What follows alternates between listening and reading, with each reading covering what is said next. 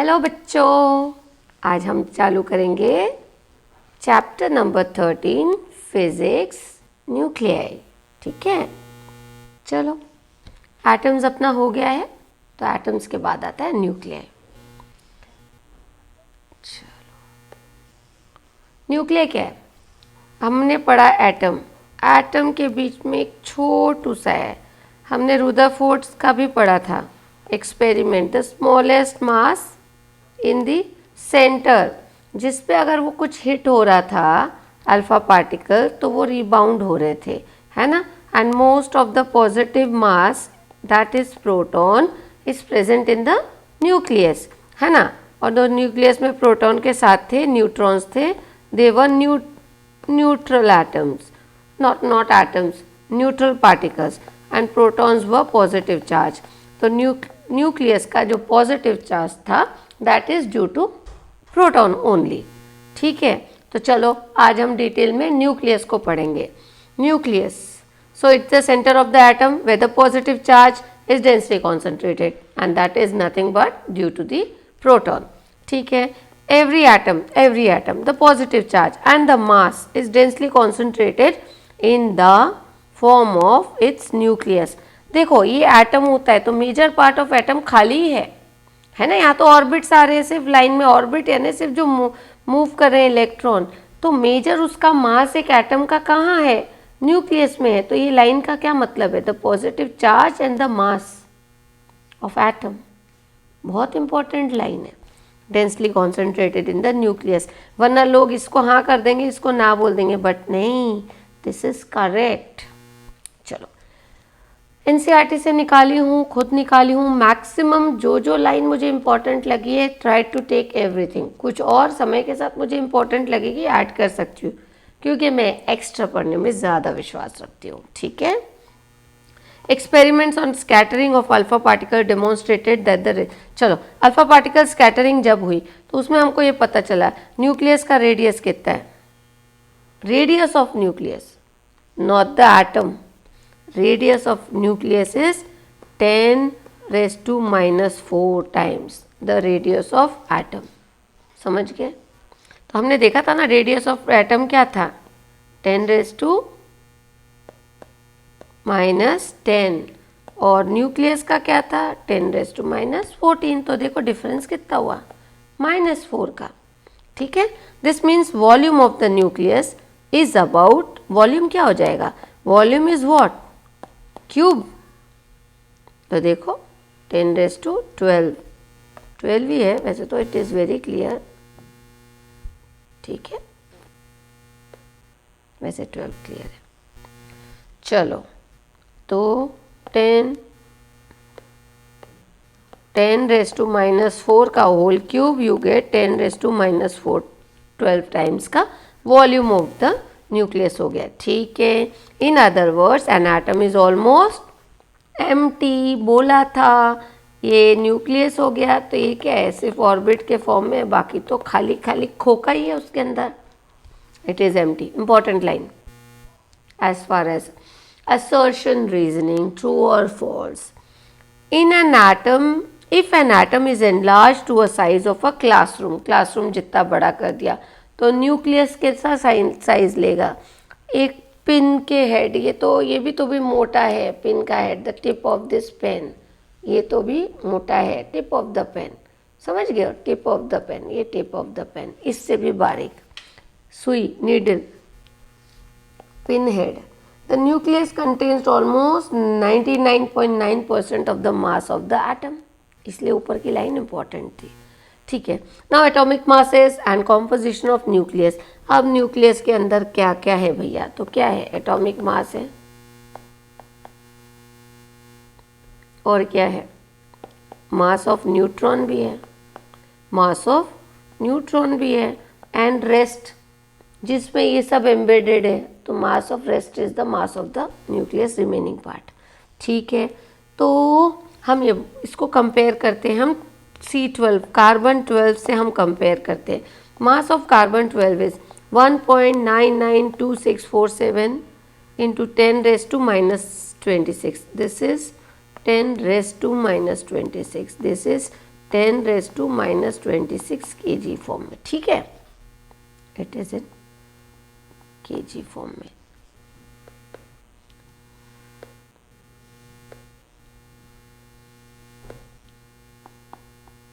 kg form में, ठीक है। तो अब आप क्या हर चीज़ को kg में कर सकते हो? नहीं कर सकते यार, हम एटम्स की बात करें, न्यूक्लियस के लेवल तक के चले गए और kg में बात करें, kg, you can not do that. तो you need some alternative units of measurement. तो यहाँ पर हम बात करते हैं atomic mass unit denoted by u. यहाँ हम बात करते हैं atomic mass unit denoted by u and it is defined as 1/12 part of mass of C12 carbon atom. Carbon 12 के बेसिस पे ही हम बात करते हैं।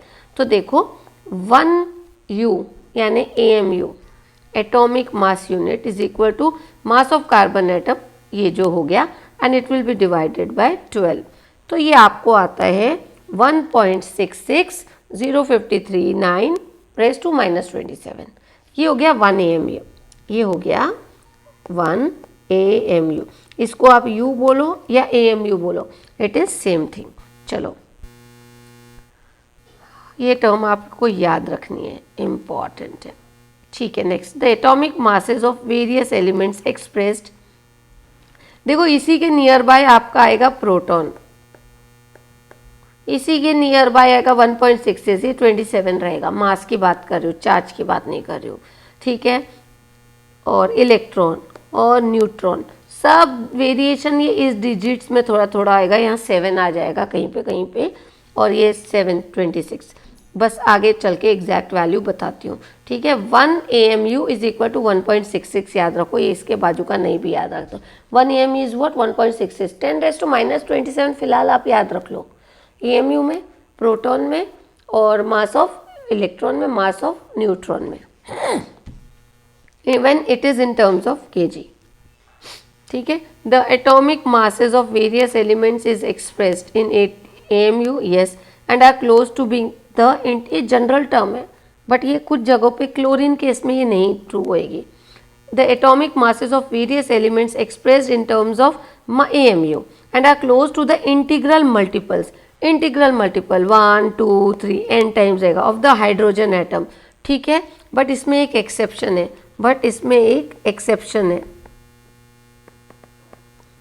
Exception is chlorine, it is 35.46। अब ये पॉइंट में गया है, ठीक है। सो ये एक्सेप्शन भी आप याद रखना, this is important. Next, atoms of elements, atoms of elements, ये लाइन याद रखना, इट इज ट्रू कि the AMU masses are in AMU and they are close to integral multiples of the mass of hydrogen atom. So now we'll do different types of elements of the atoms. You can get isotopes, you will get isobars and isotones. What are isotopes? They have different mass number but same atomic number, that is Z. Isobars क्या है? They will have same atomic mass number, that is A, but they will have different number of protons, Z. And isotones are what? They have different atomic number but same number of neutrons. Neutrons के term में हम यहाँ differentiate करेंगे, ठीक है। Now you have example of chlorine. Chlorine for example has two isotopes having masses 34.98 and 36.98, which are nearly integral multiples of the mass of hydrogen. But लेकिन हम आपको क्लोरीन के 2 होने के वजह से आइसोटोप्स, जब हम मास ऑफ क्लोरीन लेते हैं तो we take average of it. तो इन दोनों को सम करने के बाद, अच्छा एक लाइन ये यहाँ पर नहीं दी है, percentage of chlorine which is chlorine 34.98 वाला प्रेजेंट इन द एटमॉस्फेयर जो आपने को नेचुरली मिलता है, it is 75%, this is percentage, ठीक है। और ये 24%, ये इसका परसेंटेज है 36.4 का, यहाँ ही लिख देती हूँ। दिस एग्जिस्ट इन 75.4%, ठीक है, और ये एग्जिस्ट करता है 24.6%, ठीक है।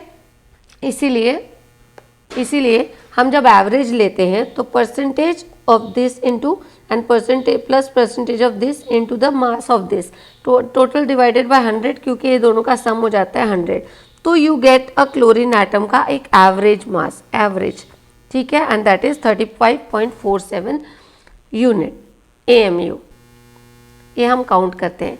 ये हो गया क्लोरीन का। इसमें आपको एग्जाम्पल दे सकते हैं, इसमें हम एग्जाम्पल दे सकते हैं by changing the colour. Example दे दो C12 and C16, C14 and C6, ठीक है। देखो इनमें दोनों में नंबर ऑफ प्रोटॉन सेम है और number of mass number is different, यानी ठीक है। यहाँ पर अभी इसमें देखो आप, कार्बन में 14 है एंड 6 है, ठीक है, मास नंबर सेम, तो देखो और नाइट्रोजन अगेन 14 एंड 7, ठीक है। तो देखो नंबर ऑफ प्रोटॉन्स वेरी कर रहे हैं और मास नंबर सेम है, ठीक है। Atomic mass number is A। Now isotones में हमारा एग्जाम्पल आ जाता है, देखो यहाँ पर एग्जाम्पल आ जाएगा आपका B12, बोरॉन 12, 5, कार्बन 13, 6, ठीक है। इसके एग्जाम्पल है आइसोटोन्स के। Now hydrogen has 3 isotopes having the mass number. Hydrogen है, अभी हाइड्रोजन के 3 डिफरेंट आइसोटोप्स है। आपका प्रोटॉन जिसको H1 बोलते हैं, then you have deuterium and you have tritium, ठीक है। Hydrogen has 3 isotopes having the masses 1.0, ये यूनिट AMU के टर्म्स में, ठीक है, 1.078, 2 point something and 3 point unit AMU में। Nucleus of the lightest atom of hydrogen and which has relatively abundance, जो lighter वाला है यानी प्रोटॉन जो है उसको प्रोटॉन कहते हैं, वो सबसे ज़्यादा अबंडेंटली अवेलेबल है, it is abundant in availability, है, and it is called as proton. Mass of proton ने जब भी आपको ऊपर किया था हमने कि 1.00 है, वहाँ 6 समथिंग था, मैंने कहा था प्रोटॉन में बस ये लास्ट डिजिट्स में वेरी आएगा इन टर्म्स ऑफ AMU। तो देखो इन टर्म्स ऑफ इट इज़ 1.00, 727 याद रखना। लेकिन when in terms of kg बात करते हैं तो देखो 1.6 ऊपर हमने देखो ये लाया था, 1.66 आया था, ये तो सेम चल रहा है 1.66 के लिए। यहाँ पर प्रोटॉन में देखो ये 7 आ गया। लर्न करने का तरीका बता रही हूँ, 666 की जगह आप 67 कर दो, 262 करो, ये देखो 727, 262 रिपीट हो रहा है, ये तो सेम है। ये आप फिगर याद कर लो, ये आपको प्रोटॉन, न्यूट्रॉन, इलेक्ट्रॉन सब में काम आएगा, ठीक है। तो 1.6 इतना भी याद रखा न्यूमेरिकल्स में लेने को, तो 6, 7 तो प्रोटॉन को, प्रोटॉन। न्यूट्रॉन इससे थोड़ा सा हेवी होएगा, ये आगे के 3 डिजिट न्यूट्रॉन में थोड़े बढ़ जाएंगे। Mass of a single electron, mass of a single electron, देखो ये देखो ये कितना है, 1 पॉइंट समथिंग। इलेक्ट्रॉन का मास देखो कितना छोटा सा है, 0.0055 यूनिट्स AMU में, नॉट kg में। Now the other 2 isotopes of hydrogen they are deuterium and tritium. अब देखो tritium nuclei being unstable, tritium का जो न्यूक्लियस है ना ये बहुत अनस्टेबल होता है, ये इतना अनस्टेबल होता है इसलिए वो गामा रेडिएशंस आपको इससे मिलते हैं and do not occur naturally, it doesn't occur. Tritium आपको ऐसा अवेलेबल नहीं मिलेगा, प्रोटॉन 99.99 है, तो ये they are prepared artificially in the labs, they are prepared artificially in the lab.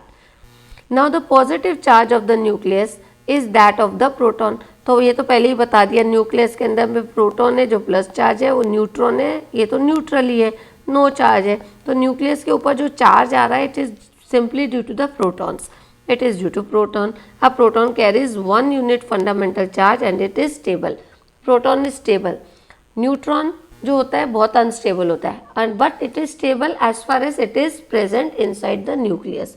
Proton stable है, न्यूट्रॉन न्यूक्लियस के अंदर स्टेबल है, लेकिन जैसे ही आप उसको न्यूक्लियस से बाहर निकालोगे तो वो अनस्टेबल होता है। उसकी जो लाइफ है ये 1000 सेकेंड्स है, ठीक है, 1000 सेकेंड्स। समझ गए, इतनी देर में वो ख़त्म हो जाता है, डीके होके ख़त्म हो जाता है। ये आप अपना डीकेइंग में देखोगे, रेडियो एक्टिव डीके में।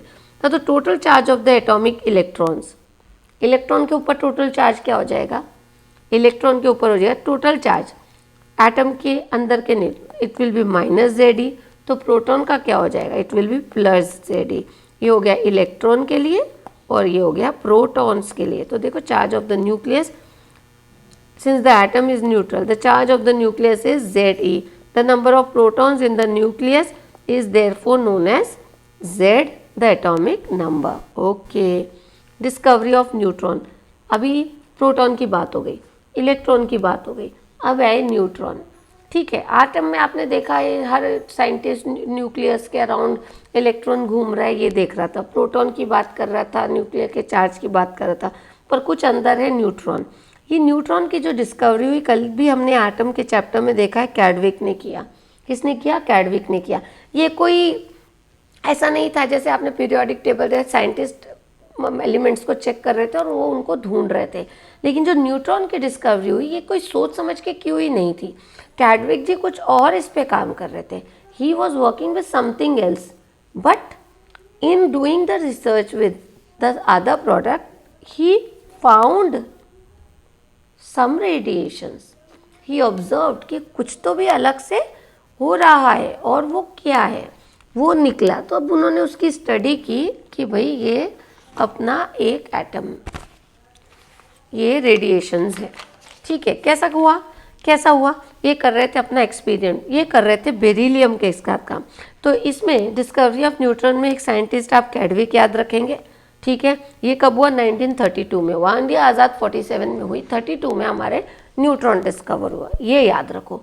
ठीक है, अब ये कैसे कर रहे थे, एक्सीडेंटली कर रहे थे। एक्सीडेंटली कैसे हुआ, तो you have to write a story. अगर डिस्कवरी आया, ठीक है, तो उन्होंने देखा, अब इतना तो पता था। एक चीज़ और जो इसमें आपको पता होना चाहिए, हाइड्रोजन के 3 फॉर्म्स थे, प्रोटियम, ड्यूटेरियम एंड ट्रिटियम। ठीक है, प्रोटियम तो +1 के चल रहा था प्रोटॉन का, लेकिन साइंटिस्ट ये बात कर रहे थे कि ड्यूटेरियम में 2 है, अलग है, आइसोटोप है, कुछ तो भी है। प्रोटॉन तो अंदर पॉजिटिव चार्ज है, इलेक्ट्रॉन बाहर है।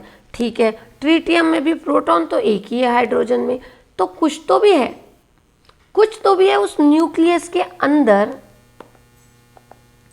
जिसको चार्ज नहीं है, क्योंकि जो चार्ज है वो तो प्रोटॉन के वजह से, यानी वो न्यूट्रली चार्ज है, उसका no charge, no positive no negative, but कुछ है। क्योंकि ये देखो, ये 2 है एटॉमिक मास नंबर, ये 3 है, and that individual which is available inside the nucleus apart from the proton is in the multiple of either 1 और 2। ठीक है, 1 और 2। तो देखो ये 1 प्रोटॉन था, ओके, यहाँ पे 1 प्रोटॉन प्लस 1 न्यूट्रॉन है, तब ये मास नंबर 2 हुआ। यहाँ पे 1 प्रोटॉन और ये 2 न्यूट्रॉन है, ये तब ये 3 हुआ। न्यूक्लियस की बात कर रहे हैं, और वो न्यूक्लियस, तो ही was working with beryllium, he was working with beryllium. तो ये भी आपको पता होना चाहिए, ही वॉज वर्किंग विद बेरिलियम। अब बेरिलियम को वो was bombarded with alpha particle. ठीक है, उन्होंने क्या किया, उस बेरिलियम को काम कर रहे थे, यानी एक रेडिएशन है, जैसा कि वो आपने रुदरफोर्ड का देखा ना, गोल्ड फॉइल एक्सपेरिमेंट, वैसे ही समझो कोई एक इन्होंने वो फॉइल रखे जिसके ऊपर वो रेडिएशन ऑब्जर्व कर रहे हैं, इसका नाम है। ठीक है, he was doing that.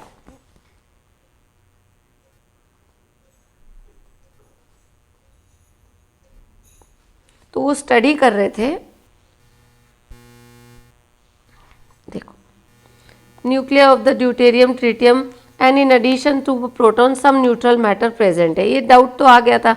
Amount of neutral atom present in the nuclear of these isotopes expressed in units of the mass of proton and is approximately equal to 1 और 2 रिस्पेक्टिवली। बोल दिया 32 में जेम्स कन, एंड दिस वॉज ऑब्जर्वेशन जो neutron का discover हुआ, वो it was by accident only, not purposeful emission neutral radiation when beryllium were bombarded with alpha particle, ठीक है।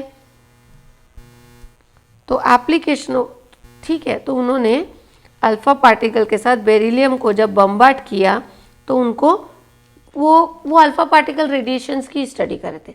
उन्होंने ये देखा, कुछ देर बाद उन्होंने जैसे थक गए होंगे तो उन्होंने ना वो उसको बंद किया। इन्होंने क्या किया, ये बेरिलियम है, सपोज ये बेरिलियम है और इसको इमेजिन करो this is a black pepper. तो एक्सपेरिमेंट हो गया, उन्होंने ना इस बेरिलियम को एक ब्लैक पेपर में रैप किया, बचे हुए आइटम को, जैसे अपन बचा हुआ खाना रख देते हैं सपोज। तो उन्होंने बचे उसको रैप किया और एक जो भी जैसे कंटेनर होता है उसमें रख दिया, और यहाँ उनकी स्क्रीन थी, एक स्क्रीन थी जिस पे वो सारे बम्बार्डमेंट्स को स्टडी कर रहे होंगे, ठीक है, वो स्क्रीन। अब इन्होंने यहाँ रखा, काले पेपर में किया, सोचा कोई रेडिएशंस नहीं निकलेंगे इसमें से, ठीक है, ये स्क्रीन है, इसके बीच में इन्होंने ना सिल्वर रख दिया, ठीक है, इन्होंने रख दिया सिल्वर मेटल से इसको स्क्रीन को बचा के रख दिया कि शायद इसके कोई रेडिएशंस इस पर नहीं जाएंगे, मैंने मेटल से बचा लिया। कुछ देर बाद वो आए होंगे, उन्होंने ना यहाँ पे उसको सिल्वर को काला होते हुए देखा, कुछ ब्लैक वो देखा उनको। तो इतना तो उनको समझ में आया कि even after wrapping this and protecting it from silver screen को, still some areas were observed to be blackened. तो देयर हैपेंड सम रेडिएशंस, है ना, ड्यूरिंग दिस टाइम हुआ है, एंड व्हाट वर दे। तब उन्होंने जब स्टडी किया तो देखा प्रोटॉन्स तो इधर चले गए, प्रोटॉन तो इधर चले गए डिटेक्टर के पास, और ये न्यूट्रॉन भी इधर निकले हैं। तो उन्होंने तब उसको नाम दिया, क्योंकि पॉजिटिव चार्ज तो इसका था, तो न्यूट्रॉन इस तरीके से डिस्कवर हुआ। So consist a new type of neutral particle, it was named as neutron from. अब इन्होंने इसकी एनर्जी कंजर्वेशन ऑफ मोमेंटम को भी यूज़ किया, कंसेप्ट्स को यूज़ करके he was able to determine the mass of the new particle, है ना। वो बोलते ना इनिशियल 2 ग्राम है और प्रोडक्ट 2 ग्राम है, लेकिन प्रोटॉन तो 1 ग्राम निकला, तो इधर कुछ और तो आया है, तो न्यूट्रॉन ही होगा। फिर उससे उन्होंने उसके कैलकुलेशंस किए। तो concept of conservation mass of momentum, he was able to determine the mass of the new particle, that is our neutron, and it was same as the mass of proton. The mass of neutron now known as a high degree of accuracy, and this has been given. मैंने बोला था proton से neutron का ज़्यादा रहेगा, last 3 digits में ही variation आएगा, 866, ठीक है, प्रोटॉन का था 727, तो ये है 866। तो देखो 1.67, वहाँ भी 1.67 ही था आपका, देखो here it was 1.67, ये 262 में वेरिएशन आता है लास्ट 2 डिजिट्स में। तो देखो ये 49 दे देना, इट इज़ अगेन 10⁻⁻27, ठीक है, kg।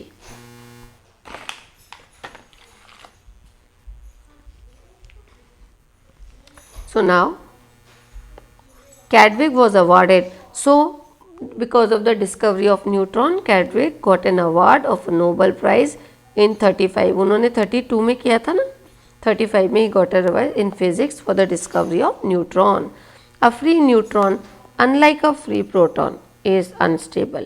मैंने शुरुआत में बोला था न्यूक्लियस के अंदर प्रोटॉन स्टेबल है, न्यूक्लियस के अंदर न्यूट्रॉन भी बहुत इज्जत से बैठा है। नहीं कहते ना, वो घर के अंदर पापा की प्रेजेंस में, मम्मी की प्रेजेंस में एक शैतान बच्चा भी बहुत सीधा साधा बन के बैठा रहता है, लेकिन जैसे ही आप उसको आज़ाद छोड़ दो, बाहर भेज दो, इतना उधम करता है कि आप परेशान हो सकते हो, है ना। तो बस न्यूट्रॉन का भी वही बच्चे जैसा हाल है। न्यूक्लियस के अंदर it is stable just like proton. Positive को देख कर ना ये भी बड़ी इज्जत से, लेकिन इसको अकेला छोड़ दो या न्यूक्लियस रिएक्शन करो, तो उसके बाद तो प्रोटॉन टूटे, सब टूटा, तो ये तो आज़ाद हो गया। तो ये पूरा उधम मचा देता है, गामा रेडिएशंस देता है, समझ गए, which are highly penetrable and highly harmful as well. तो यही neutron inside nucleus is stable but outside nucleus it is unstable. मैंने बताया था 1000 seconds. So देखो, unlike free neutron it is unstable, it decays into. अच्छा, जब ये neutron DK होता है ना, न्यूट्रॉन जब अपने आप में डीके होता है तो it decays into a proton, a neutron and a anti neutrino material, another elementary particle, and has a mean life of 1000 second. 1000 second. एक न्यूट्रॉन को आप ना इज्जत से रख दो तो 1000 सेकेंड के अंदर वो ख़त्म हो जाएगा. समझ गया? आप प्रोटॉन को रख दोगे ना तो वो इज्जत से बैठा रहेगा, लेकिन आप न्यूट्रॉन को रख दो तो टूट के टुकड़े टुकड़े होकर ख़त्म. कितनी देर में? 1000 सेकेंड में. तो ये शेल्फ लाइफ, आपकी शेल्फ लाइफ नहीं है, ये तो ख़त्म ही हो जा रहा है, टोटल उसकी लाइफ है. However it is stable inside. So अब हम इतना पता है कि एटॉमिक नंबर को नंबर ऑफ प्रोटॉन्स बोलते हैं, उसको Z से डिनोट करते हैं. नंबर ऑफ न्यूट्रॉन को हम N से डिनोट करते हैं. ठीक है, न्यूट्रॉन नंबर कहते हैं. So what is atomic mass? Atomic mass is A, Z plus N, the total number of protons and the neutrons. ठीक है.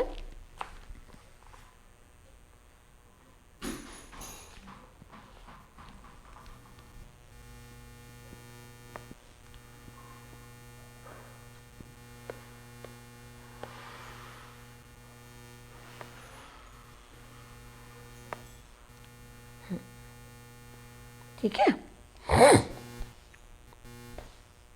For example, now let's see this.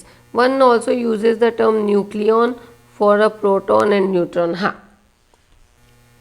nucleus, this is what your nucleus. ठीक है. Nucleus के जो particles है ना, be it proton and neutron, इनको together हमने एक और नाम दिया है, न्यूक्लियॉन्स. यानी particles of neutron, they are nucleons, be it proton और न्यूट्रॉन. ठीक है. Thus the number of nucleons in an atom is nothing but the mass number, that is A. Yes. Nuclear species और nuclides are shown in the notation. अच्छा, हम जो भी nuclear species को दिखाते हैं ये X होता है. Suppose ये this X can be chlorine, this can be H, hydrogen, this can be anything, oxygen, that can be X. लेकिन यहाँ पर हम मास नंबर जो ज़्यादा है वो ऊपर लिखते हैं और जो कम है उसको नीचे लिखते हैं. तो mass number we write it upward, left upward, and atomic number, that is number of proton, we write in the lower edge. इस एग्जाम्पल दिया हुआ है, hydrogen 3, hydrogen helium 2, they are isobars, nucleids with the same neutron number but different atomic number. For example, mercury plus 819, gold Au 9879, they are called as isotones. थोड़े extra examples दे दिए हैं isotone और इसके. Mercury और gold को भी आप isotones में ले सकते हो. चलो अभी हम देखेंगे size of nucleus. Rutherford suggestion, Geiger Marsden. On Rutherford suggestion, Geiger and Marsden they perform their classical experiment. कौन सा? गोल्डफॉइल. ठीक है. न्यूक्लियस एटम, उनकी जो काइनेटिक एनर्जी, अल्फा पार्टिकल की काइनेटिक एनर्जी, हमने एटम चैप्टर में भी इस पॉइंट को डाला हुआ है कि अल्फा पार्टिकल की kinetic energy is 5.5 mega electron volts. Okay. And is about to 4 × 10⁻⁻14 metre का था. ठीक है. Nucleus. The scattering of alpha particle by the gold sheet could be understood by Rutherford, assuming that the Coulomb force, repulsive force, was solely responsible for the scattering. Alpha particle scattering हमने पढ़ा है, नहीं पढ़ा है तो आप atoms में जाओ और रुदरफोर्ड एक्सपेरिमेंट डालो, आपको उसमें मिलेगा मेरे वीडियो में, एटम्स में. ठीक है. फिजिक्स के इसमें the scattering of alpha particle Goldfine and Rutherford he assumed that Coulomb repulsive force जो हो रहा है उसके वजह से वो solving for the scattering. Since the positive charge is confined to the nucleus, positive charge तो सारा न्यूक्लियस के अंदर है, the actual size of the nucleus has to be less than 4 × 10⁻⁻14. ठीक है. इसको आप ऐसा लिख दो 10⁻⁻14. ठीक है. Metre. Okay. If you use alpha particle, if we use alpha particle of higher energies than this, the distance closest approach to the gold foil will be smaller. ठीक है, इससे ज़्यादा एनर्जी दे दोगे, डिस्टेंस क्लोजेस्ट अप्रोच भी उसमें किया हुआ है, आप उसमें अच्छे से देखो, और ये कम हो जाएगा. ये जितना कम होएगा डिस्टेंस क्लोजेस्ट अप्रोच, वो रिटर्न बैक आएंगे पार्टिकल्स. ठीक है. Rutherford calculations are based on the pure Coulomb repulsive forces between the positive charge of the particle and the gold foil. Rutherford experiment देखोगे ना, तो ये न्यूक्लियस है, न्यूक्लियस हाईली पॉजिटिव चार्ज है. Alpha particle आते हैं, अल्फा पार्टिकल खुद क्या है, पॉजिटिव चार्ज है. ये जैसे ही इसके पास आएंगे ये रिपेल बैक होंगे, इधर से जाएंगे रिपेल बैक होंगे, इधर से जाएंगे रिपेल बैक होंगे, हिट करेंगे ज़्यादा वापस जाएंगे. तो वो क्या बोल रहे हैं, positive charge of the nucleus, positive charge of the alpha particle. Alpha particle positive खुद है और न्यूक्लियस बहुत ज़्यादा एक्सेस पॉजिटिव है, तो वो उसको रिपेल बैक कर रहा है. इसी कंसेप्ट पे बेस है ये लाइन का, ये मतलब है. चलो, अब ये न्यूक्लियस के अंदर बता दिया, पॉजिटिव चार्ज है जो रिपल्शन देता है. अब न्यूक्लियस का आपने साइज देख लिया, 10⁻⁻14 रेडियस है और 4 इंटू ये इसका हो गया. It has found that the nucleus has a mass number a has radius. और इस रेडियस को आप किस फॉर्म में लिख सकते हो, that r is equal to r0 divided by a to the power 1/3. ठीक है, इसको इस टर्म में दे सकते हैं. तो what is this r0, this is your r0, this is your r0. r0 की वैल्यू है 1.2 into 10⁻⁻15 meter. This means the volume of the nucleus, which is proportional to r cube, is proportional to its mass number. Volume of nucleus is proportional to mass number, but density of nucleus is not proportional to its mass number. But the density is a constant and it is independent of the mass number A. ठीक है, यही line है. ये क्या बोल रहे हैं, R का एक फॉर्मूला दे दिया, R is equal to R0 divided by A to the power 1/3. ठीक है, और ये R0 क्या है, R0 का अपना एक फिक्स वैल्यू है 1.2 इंटू 10⁻⁻15 मीटर्स के टर्म में. ठीक है, ओके. और जो न्यूक्लियस की वॉल्यूम है वो उसके मास नंबर से डिपेंड करता है. हाँ, जितना ज़्यादा प्रोटॉन होंगे उतना बढ़ेगा उसका वॉल्यूम, यस बढ़ेगा. जितना नंबर ऑफ प्रोटॉन होंगे या न्यूट्रॉन होंगे उसका वॉल्यूम बढ़ता जाएगा, बिल्कुल बढ़ता जाएगा. लेकिन उसकी डेंसिटी जो है ना, वो बोल रहे density is not proportional to this volume. कैसे चलो देखते हैं. Different nuclear likes to drop the liquid in the density of the nuclear matter is approximately, density का भी वैल्यू दिया है. इसको 1.2 कर दिया तो इसको 2.3 कर दो, डिजिट बढ़ते जाओ 1 2 3. तो 1.2 हमने वॉल्यूम को दे दिया, रेडियस को दे दिया, तो 2.3 हमने डेंसिटी को दे दिया. ये -15 है, डेंसिटी में -2 और बढ़ा दो तो -17 हो गया है kg/m³. This density is very large compare to the ordinary से वाटर, विच इज़, वाटर की डेंसिटी कितनी होती है 10⁻3. ठीक है, density of water 10⁻.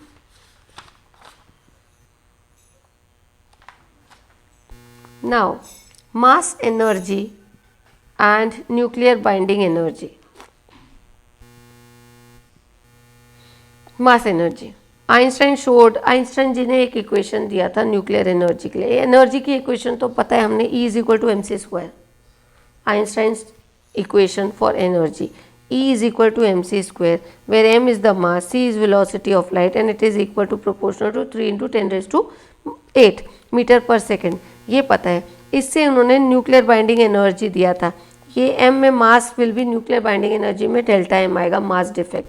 उसके हिसाब से न्यूक्लियर बाइंडिंग एनर्जी क्या है, यहाँ आ जाएगा आपका mass defect. Therefore nuclear binding energy which is required for the nucleus to bind its proton and neutrons together. समझ गए, न्यूक्लियर फोर्स बाद में, न्यूक्लियर बाइंडिंग एनर्जी. तो ठीक है, उसके अंदर उन्होंने प्रोटॉन को बाइंड करके रखा है, प्रोटॉन न्यूट्रॉन को बाइंड करके रखा है, न्यूट्रॉन को बाइंड करके रखा है.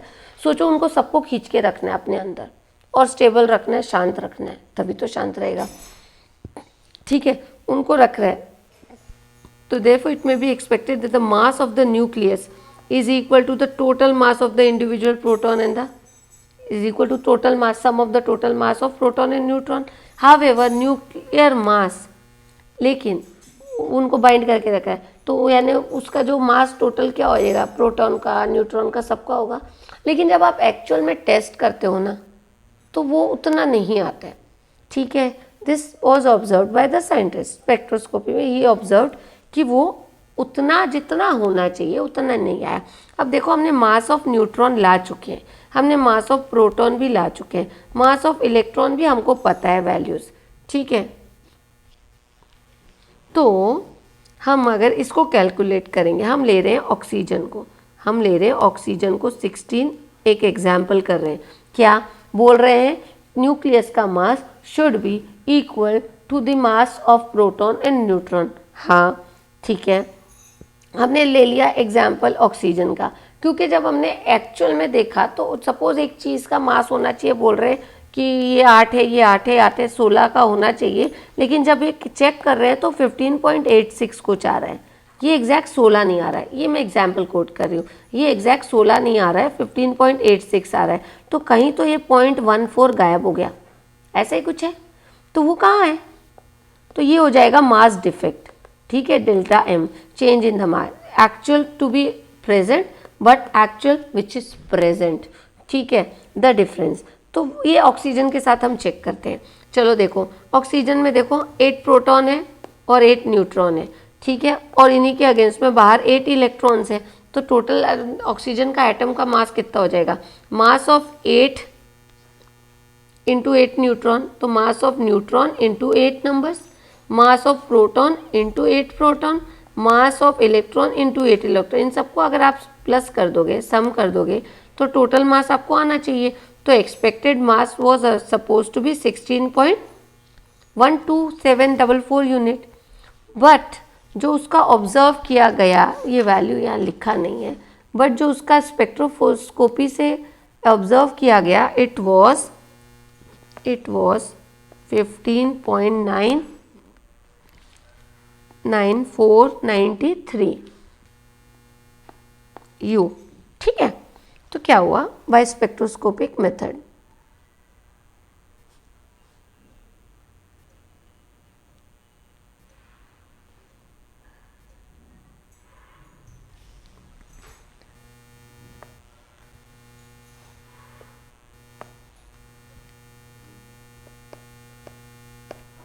but actually observed by spectroscopy this was this। ठीक है, तो देखो डिफरेंस आ गया, 16 पॉइंट समथिंग होना चाहिए, 15.99 कुछ आया है, तो कहीं तो कुछ चेंज हुआ है, कुछ कम है। So the difference in the mass of the nucleus and its constituent delta M is called the mass defect. ठीक है, अब मास डिफेक्ट का अगर आपको आता है, अपने को न्यूमेरिकल्स आते हैं, ठीक है, सम्स में आता है, मास डिफेक्ट निकाल लो। ठीक है, तो मास डिफेक्ट क्या हो जाएगा, चेंज इन मास। ओके, तो ये क्या हो जाएगा, z, that is mass of proton, हाँ, प्लस मास ऑफ न्यूट्रॉन। कैसे, अगर n दिया है तो ठीक है, नहीं तो neutron n is equal to what, mass number minus atomic number. तो देखो plus a minus Z into the, ये नंबर्स हो गए, into the mass of one neutron, हाँ, minus totally minus the mass of nucleus. ये हो गया mass of remaining nucleus में। अब उसमें बाकी भी तो होगा ना, कुछ तो मास होगा उसका, जैसे साइटोप्लाज्म होता है सेल में, तो न्यूक्लियस में भी कुछ होगा।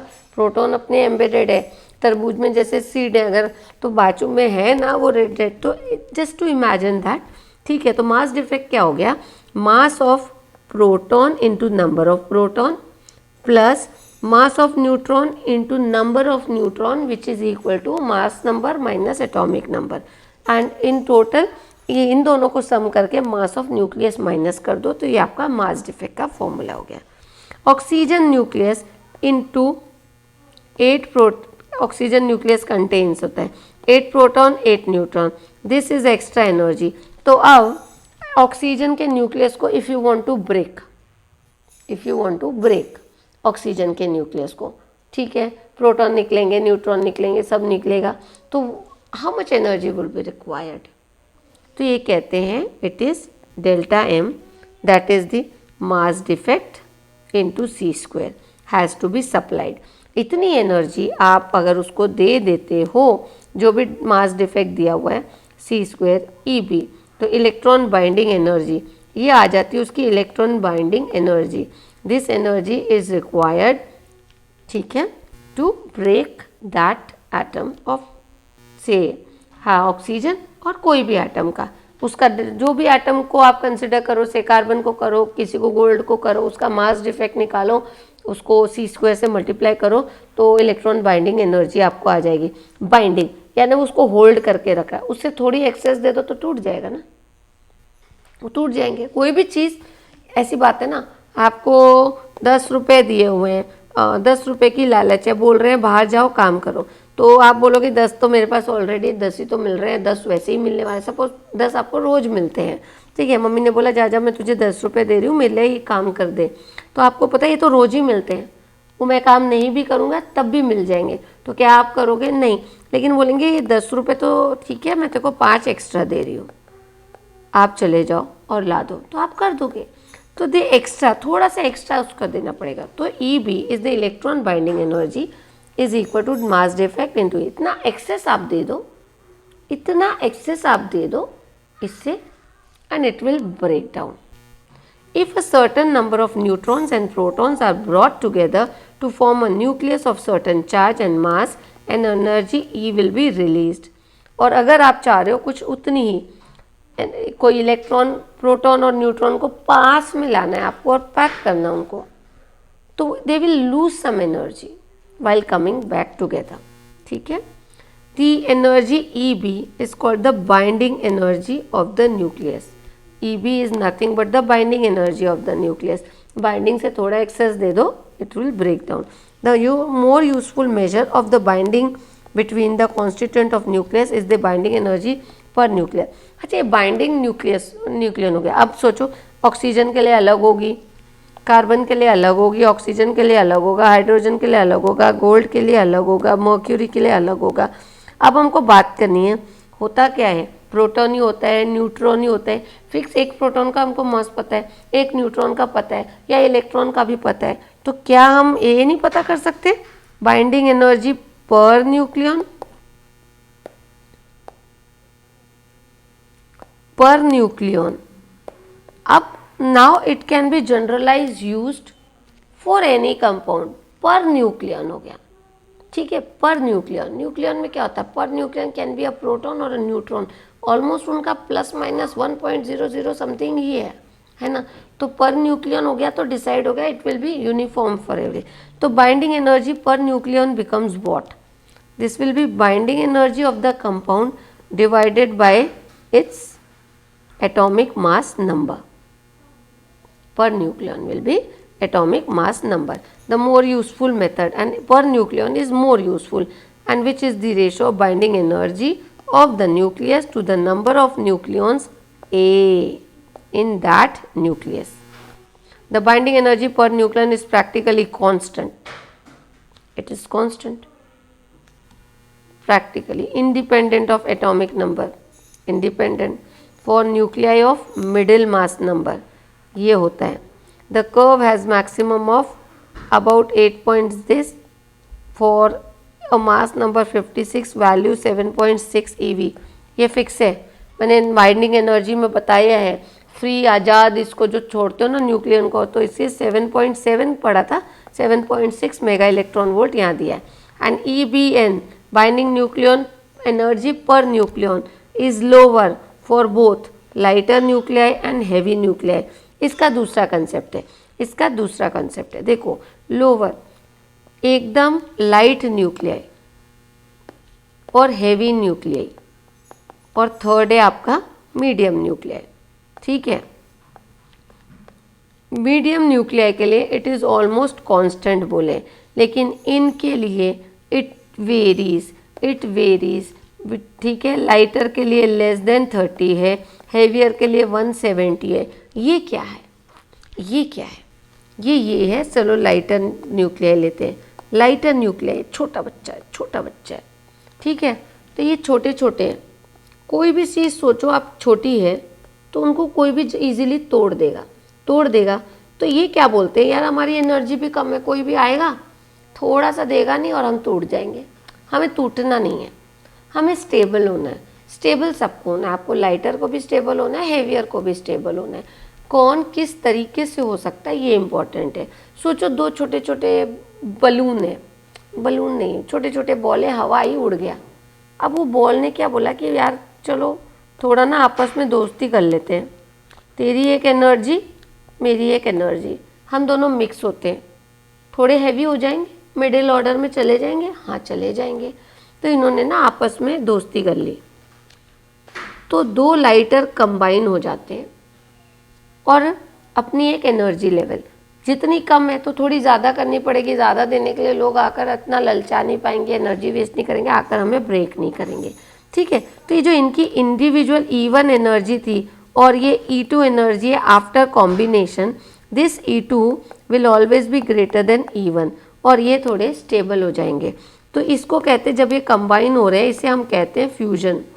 किसका फ्यूजन हो रहा है, न्यूक्लियर फ्यूजन हो रहा है। During nuclear fusion energy is released also, energy is released, ठीक है। तो क्या क्या पढ़ा, दो लाइटर न्यूक्लियाई है, उनको स्टेबल होना है। स्टेबल होने के लिए वो बोले आपस में चलो हम दोनों कंबाइन हो जाते हैं, थोड़ी सी एनर्जी हमको कंबाइन होने के वक्त छोड़नी पड़ेगी, ठीक है ना। लेकिन देखो पहले ये दो है, ये दो है, ये दो दो मिलकर 4 नहीं होता है, लेकिन ये 3.5 ज़रूर हो सकता है। और 0.5 इन्होंने रिलीज़ कर दी ड्यूरिंग दैट कॉम्बिनेशन, क्योंकि थोड़ा कुछ काम तो करना पड़ेगा। इनको आपस के न्यूक्लियर फोर्स को, रिपल्सिव फोर्सों को आपस में लड़ना पड़ेगा उसके अगेंस्ट, तो उनको कुछ एनर्जी यूटिलाइज करनी पड़ेगी, तो वो एनर्जी रिलीज हो जाएगी। सपोज ये दो है, ये दो है, आपस में कंबाइन हुई 4 हो सकता है, 4 नहीं होता है, थोड़ा सा वो रिलीज हो जाता है। लेकिन जो कंबाइन होने के बाद बनता है वो 2 से तो कभी भी ज़्यादा होगा, वो 2 से ज़्यादा होगा। इसीलिए आफ्टर कॉम्बिनेशन की जो एनर्जी है वो कभी भी ज़्यादा होती है और ये थोड़ा मिडिल ऑर्डर बन जाता है, ठीक है। ये लाइन का मतलब है लाइटर न्यूक्लियर। हैवी न्यूक्लियस क्या करते हैं, बहुत मोटा है, चल भी नहीं पा रहा है। उसने क्या बोला, दो लोग मोटे मोटे बात कही, यार अपन लोग थोड़े से पतले हो जाते हैं, पतले हो जाते हैं, है ना। तो फिर या आपके पास, आपको समझो इतना बड़ा ना तरबूज है और डालना है एक बैग में, आप नहीं डाल पा रहे, तो आप क्या करोगे, यार ऐसा नहीं, चल काट के ले जाते हो, 2 हाफ कर देते हो, तो वो क्या हो जाएगा, उसको कहेंगे या कटिंग को फिशन। क्या कहेंगे, फिशन। तो वो 2 स्मॉलर टुकड़ों में टूट जाएंगे, वो 2 स्मॉलर टुकड़ों में टूट जाएंगे, ठीक है। एक बड़ा है और इसकी एनर्जी है सपोज W', ठीक है। तो ये 2 छोटे टुकड़ों में टूट जाएंगे। इस दौरान भी, ब्रेकिंग के दौरान भी सम एनर्जी इज रिलीज्ड, ठीक है। तो फिशन और फ्यूजन दोनों में एनर्जी रिलीज होती है, हमको एनर्जी मिलती है। इस प्रोसेस को हम न्यूक्लियर एनर्जी रिएक्टर्स वगैरह में यूटिलाइज स्टडी करेंगे, ठीक है। और मिडिल ऑर्डर क्या होता है, मिडिल ऑर्डर बोलते हैं भैया इधर वाले बड़े वाले भी टूट के मिडिल बन रहे हैं, छोटे वाले जुड़ के मिडिल बन रहे हैं, यानी मिडिल इज द बेस्ट, है ना। एक कुछ भी चीज़ एवरेज होना इस बेस्ट, फिट फाइन बराबर, ना तू मोटा ना तू पतला, पतला बह जाएगा, हवा में भी बह जाएगा, पानी में भी बह जाएगा, मोटा कहीं फंस जाएगा। तो ये दोनों तो प्रेफर कर रहे हैं मिडिल। मिडिल क्यों, मिडिल क्योंकि स्टेबल है। इसलिए हम जो मिडिल ऑर्डर कंपाउंड्स देखते हैं ना, उनकी जो EBN है ना, ये ऑलमोस्ट प्लस माइनस सेम रहती है, ऑलमोस्ट प्लस माइनस सेम और कांस्टेंट रहती है। यही इस लाइन का मतलब है। The binding energy per nucleon is practically constant and independent of the atomic mass of the nuclei and it ranges from this in between this numbers. समझ गए, ये लोअर का है, ये हायर का है, इनके बीच में हमारा ये आ जाता है। सो देखो, now the nuclear force, the force is attractive and sufficiently strong to produce a binding energy of a few mega electron volt per nucleon। अभी न्यूक्लियस के अंदर जो फोर्स होता है वो कैसा है, अट्रैक्टिव है, आपस में, है ना, प्रोटॉन प्रोटॉन अट्रैक्ट करके बैठे हैं, प्रोटॉन न्यूट्रॉन बैठे हैं, न्यूट्रॉन न्यूट्रॉन बैठे हैं, है ना। तो ये बोल रहा है द न्यूक्लियर फोर्स है it is attractive and sufficiently strong to produce a binding energy of MeV per nucleon. ठीक है, the constancy of binding energy is in the range of, ये हमने अभी ऊपर पढ़ा, ये यहाँ पर ही पढ़ा, ये यहाँ पर ही पढ़ा, is in the range of it is in the range of 30 less than A great and less than 30, sorry A greater than 30 less than 170। ठीक है, a heavy nucleus say 240 वाला has lower binding energy per nucleon compared to that of nucleus of 120। ठीक है, जो जिसका mass number 240 है उसकी binding energy कम रहेगी compare to that of lesser number of A। Nucleus of A40 breaks into 2, break होता है, न्यूक्लियंस गेट मोर न्यूक्लियंस होते हैं टाइटली बाउंड, तो वो आपस में और टाइटली बाउंड होते हैं। This implies energy would be release during the process, वो मैंने बता चुकी हूँ, फिशन में भी एनर्जी होती। It is very important implication for the energy production through fission बताया है, जो हम आगे बाद में न्यूक्लियर एनर्जी में पढ़ेंगे। फोर्थ पॉइंट क्या है, consider to very light nuclei of order this joining to form a heavy nucleus, जो कहानी बता चुकी हूँ। The binding energy per nucleon of the fused nucleon, जो हैवी मिलेगा, is more than the binding energy per nucleon of the lighter. बोला था एक लाइटर का 2 है, ये 2 है, तो जो बाइंड हो गई 3.5 या 2 से तो ज़्यादा ही है, भले ही कुछ रिलीज हो रही है तब भी, है ना, वही बात है। This means the final system is more tightly bound than that of the initial system। Nuclear force, nucleus के अंदर जो फोर्स है, और ये पता है कहते हैं आपके कूलम फोर्स से भी ज़्यादा है, आपके ग्रेविटेशनल फोर्स से भी ज़्यादा है। क्यों? एक न्यूक्लियस कितना छोटा होता है, लेकिन उसने कितने प्रोटॉन कितने न्यूट्रॉन को अपने अंदर समा के रखा है, कंट्रोल करके रखा है। एक घर में 3 बच्चे होते हैं, पागल कर देते हैं वो, कभी कभी तो एक बच्चा भी पागल कर देता पेरेंट्स को। न्यूक्लियन तो एक से ज़्यादा 100 200 सबको पाल रहे हैं, अपने अंदर होल्ड करके रखता है। तो कितना फोर्स उसको लगता होगा, attractive force, to hold them together, that even in a stable condition, not the unstable condition, है ना। तो जस्ट वही चीज़ें यहाँ पढ़ने वाले। The force that determines the motion of an atomic electron is familiar to Coulomb's force, strong attractive force that binds nucleus together. ठीक है, strongest force, nucleus force is the strongest force, it's a short range force, yes, it is independent of electric charge, उसको charge proton या neutron के charge से कोई मतलब नहीं है, उसको पता है तुम लोगों को मुझे पकड़ के रखना है, तू पॉजिटिव हो तू न्यूट्रल हो कुछ हो, मुझे इनसे कोई लेना देना नहीं है न्यूक्लियर फोर्स को। तो it is strongest force, short range क्योंकि डिस्टेंस ही छोटा है, 10⁻⁻14 का रेडियस है उसका, इंडिपेंडेंट ऑफ इलेक्ट्रिक चार्ज, उसको चार्ज से कोई लेना देना नहीं, no simple mathematics. But nuclear force का हमको सबको पता है, ग्रेविटेशनल फोर्स का इक्वेशन है, मासेस के बीच में है, कूलम्स फोर्स का इक्वेशन है, चार्जेस के बीच में, दैट इज Q1 Q2 के बीच में है। लेकिन हमारे पास न्यूक्लियर फोर्स का there is no such specific mathematical equation. ठीक है, अब न्यूक्लियर फोर्स के बारे में जो जो यहाँ लिखा हुआ है, जो मैं बोल चुकी हूँ वही सब यहाँ लिखा है, फिर से रीड कर लेते हैं। Nuclear force is much stronger than the coulomb force, yes, which is acting between charges, yes, gravitational force which is acting between masses, बोल चुकी हूँ।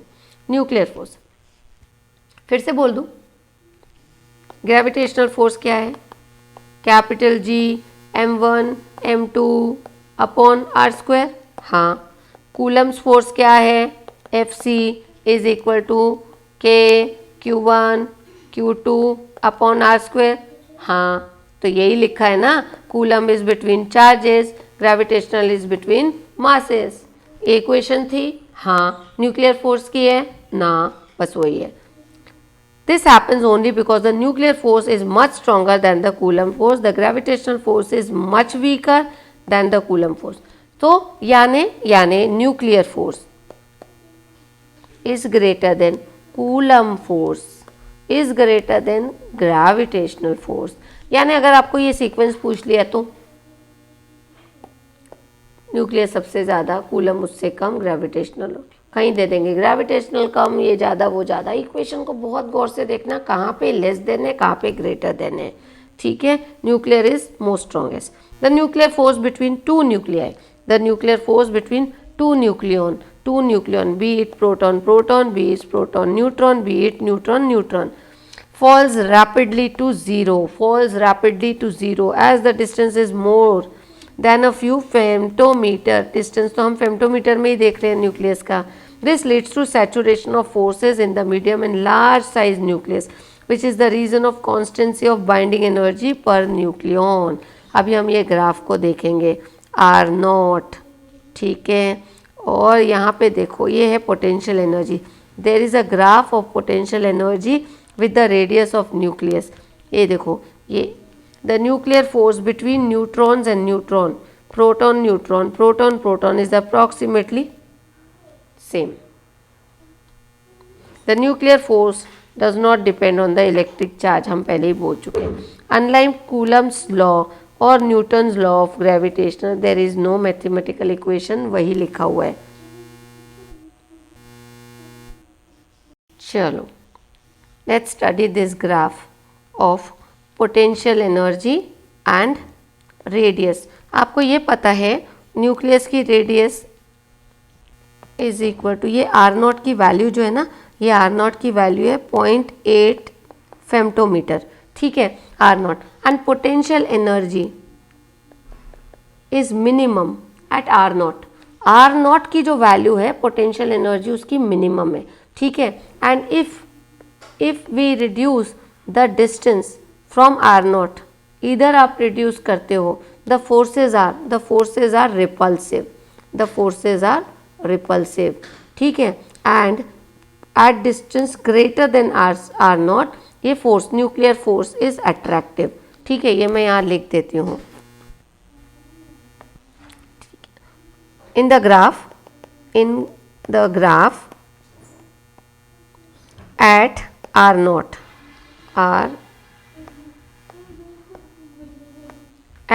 R0 is equal to 0.8 फेम्टोमीटर, ये एक स्टैंडर्ड है। R0 पे you have potential energy is minimum, ठीक है, याद रखना। R0 पे आपकी पोटेंशियल एनर्जी मिनिमम है, ये एक पॉइंट हो गया। Second point, distance less than R0 से कम जो डिस्टेंस है, फोर्सेस दे आर रिपल्सिव, यानी वो एक दूसरे को दूर फेंकेंगे। फोर्सेस आर रिपल्सिव, ठीक है। R0 से कम में force is repulsive. Third point, distance